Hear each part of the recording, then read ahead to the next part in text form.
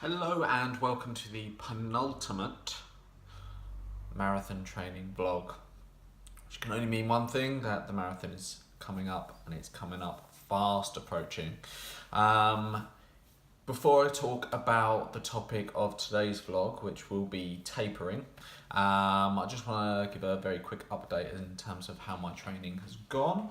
It's gone fairly well. The only issue has been that towards the back end of it, I've developed sort of early onset of shin splints, which has meant that I've had to reduce my training the last couple of weeks. Not too much. I've still managed to get the distance work in. 23 miles was the longest one that I did. I've also been able to do some speed work, probably not as much as I would have liked, but I have been able to do speed work, which is great.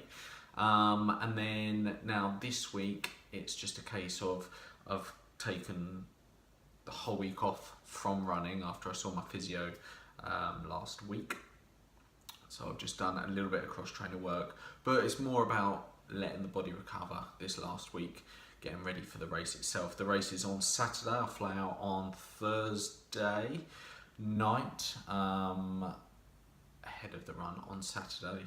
It was due to be quite hot. It was about 29, 30 degrees 2 weeks ago, and now it's snowing. So I have absolutely no idea what to expect. Actually, looking at the route, I thought the route was a lot hillier than it is. It's got a ridiculous hill the last 2 kilometers, so once I get to 40, so the worst time for such a hill, but still, it's actually reasonably flat for the most part, apart from that. And also, the weather actually looks like it's going to be okay. It's snowing now, but it's not actually going to be on the extremes. It looks like it's going to be about 12, 13 degrees and reasonably okay in dry weather. So actually, in terms of excuses, I'm not running with too many. So hopefully I should actually be able to get a good time. What I'm going to do in terms of tactics is just set out a 3:15 pace, which will take me to a PB, and just try and stick with it. If it's not to be, it's not to be. I wouldn't say I feel like I'm in great shape in order to definitely get a PB, but at the same time, I've put a lot of mileage in, a lot of work in, so it could happen, so we'll see. Today's vlog is going to focus more on this that I'm experiencing now, the tapering week. And the first time, both times I've previously run marathons, but particularly the first time, it messed with my head quite a bit, because I've done a ton of training and then you stop training and you actually do nothing. So you don't lift weights, you know, nothing. Over that last week, you're not going to get fitter by training, so it's pointless. All you're going to do is tick over so that you don't get lethargic in that last week. So you really zone back the training. Sometimes you just take out the running completely and just do cross-trainer work or what have you, stretching. But it messes with your head because you start to think that you're unfit. You invariably are beginning to eat more carbohydrates, and with carbohydrates become a little bit more water retention, so you actually feel heavier. Also with carbohydrates, if you don't use them, you have that little bit of lethargy that you get, so you just feel a little bit under-energized, which means that even things like walking upstairs becomes a little bit more tiring than you've been used to. It's a weird feeling, and also after 16 weeks or what have you of training for something, you start to panic that you've just got it terribly, terribly wrong, which is not the case, unless it is the case, but hopefully structured training plan will mean that actually what you're doing is it's just that feeling you get in that week of tapering. So you start to go mental with regards to that, and then also the additional thing is you start to think that you're getting ill all of the time. If you're near someone who sneezes, you're adamant that that definitely will mean that I'm ill.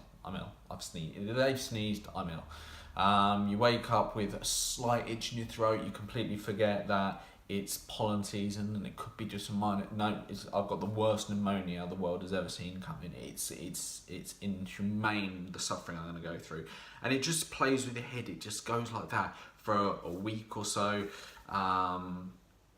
until the race day comes. And you actually realise that you're completely fine, and actually you've got a ton of energy, and the bounce is back in your legs. And particularly the first marathon, I have to admit that also the second one, I felt the same. Even though I read articles from marathon runners all saying this is what I went through, this is the, I remember going into the Dublin Marathon and I read blog article from someone talking about tapering, and it was me. It was everything I'd gone through that week.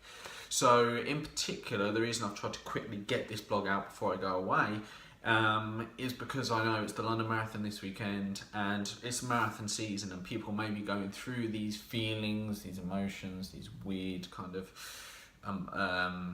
unsettling periods. And just to say, don't worry.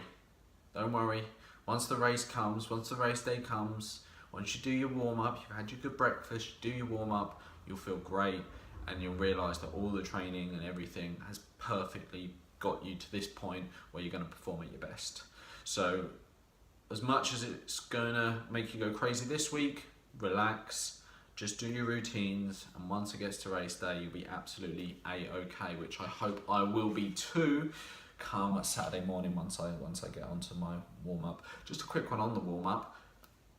It's like anything, if you start running and you start feeling tired after that first 4 or 5 minutes, it's because your energy systems haven't quite woken up to you running at the speed you're going to run at. So if that's the case, then get your energy systems up to speed during the warm-up. People think it's weird that I'll go and run 5-10 minutes for a warm-up, maybe even more, but 5-10 minutes minimum ahead of running for 3 hours. No, I need to run at a speed that starts to wake all my energy systems up so that I don't need to get a second wind and panic over the first bit of the race. So make sure that if you are running a marathon this weekend or it's coming up, get your warm-ups in, take some time, 10-15 minutes. If you start to sweat, it's not the end of the world. It's fine, you should sweat. Your body's starting to get into it's getting you used to what you're going to have to experience. Then you'll normally have 15 minutes standing in the pen waiting for the gun to go off anyway, where you'll completely feel ready to go. So don't miss out on the warm-ups, don't panic about tapering. The last vlog from me will be from Belgrade, hopefully with good news about how the marathon went, but certainly with feedback and things that I can learn and hopefully you guys can learn from too. Anyone who has watched these vlogs as they've gone, thank you very much, and hopefully it'll be good for people going into marathons in the future as well. Make sure you follow me on all my social media at Dynamic Fit PT on Twitter and on Instagram. Next time I see you, I will be about to run and then have run the marathon in Belgrade. So for me, over and out.